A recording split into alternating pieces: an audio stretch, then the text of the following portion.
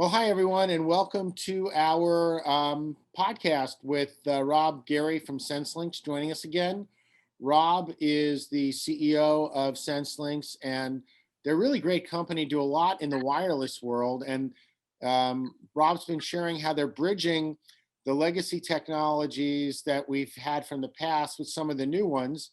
And the one we're here to talk about today are POTS lines. So Rob, I've got to just tell you, when you first told me POTS lines, I was just thinking about cooking. What's a POTS line? POTS lines. Hey, first of all, Jeff, thanks for having me. I really appreciate the opportunity to talk to you and your audience.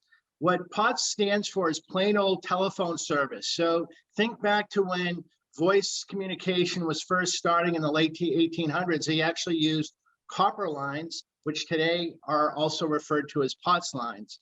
And when we were growing up, your home phones and everything, everybody was using plain old telephone service, just like they had in the 1800s.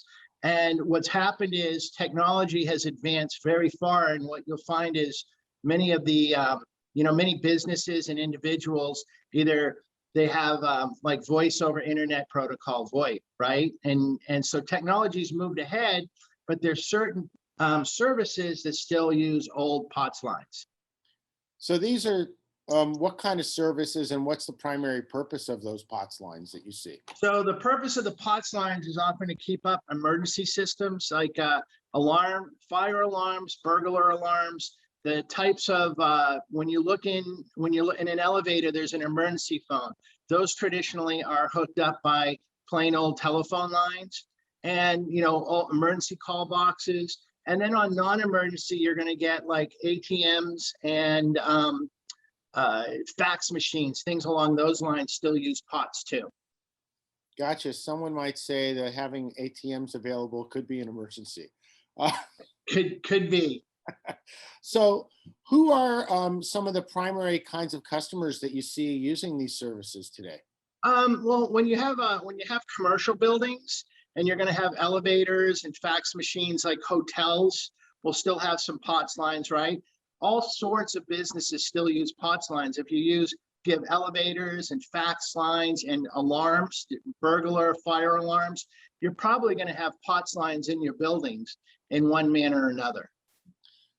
So, if you look at a typical building, how many POTS lines might be there? Okay, so let's say you have a commercial office building, right? You're going to have elevators. The elevators are going to have POTS lines. You may have an ATM in the building, right? You're going to have fax lines from not just for you, but for other guests that stay in the building. So you're going to have, a building could have 5 or 10 POTS lines. Some will only have one, but usually you're going to have multiple lines of service. First of all, if you have a burglar or fire alarm, usually you're going to have 2 lines just for that alarm, because you're going to want to have a primary and a backup. Most of the elevators, you're going to have 1 line per elevator. Okay. And if you're just a standalone office, like it sounds like you might have a fax line, you might have a burglar alarm, you might have a fire alarm. Yeah. Like you could just be a single office with 3 different POTS lines for those purposes. You could, and you think of a doctor's office, right? Even a single practice, it has a burglar alarm, a fire alarm, and they have a fax line, right? So yeah, even a small office could have multiple lines for sure. Yeah. And so talk to us a little bit about transitioning to new technology. What does that look like for these people, and why do they want to do it? Yeah, well, the good news about it is there's really good technical reasons to transition, but there's also monetary reasons, right? So first of all, the copper lines have become very expensive to maintain. So the FCC's already ruled that as of like August 2nd, 2022, the companies that provide these services no longer have to provide them. They're becoming expensive and antiquated. Now they can choose to go a little longer, right? But in the coming years, they're all going away anyway. And because they're expensive to maintain, the companies that maintain them and sell the service, like the telephone companies, they keep raising the prices. So it's becoming cost prohibitive to do it also. So what happens is there's a transition going on from in our instance, we provide wireless solutions. So we're able to come in, give you a much more reliable system, and at the same time, often save 20 to 60% on your monthly phone bill. So you can instantly go in to a lower cost solution that's far more reliable.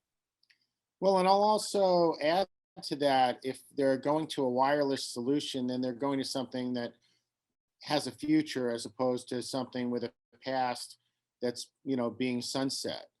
And just curious about that before we complete here. Does it matter what version of wireless people are on for these systems? No, well, first of all, obviously you got to have one that's future-proofed, right? That's what's important. So you can make this change, and as long as you're getting good service, stay with that partner, right? So many are on 4G LTE.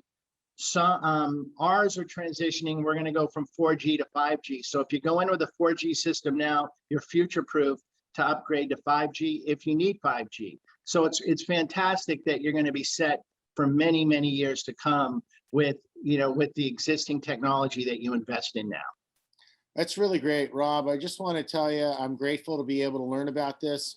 Sounds like this 100-year-old plus technology is now being transitioned to new technology for the next 100 years.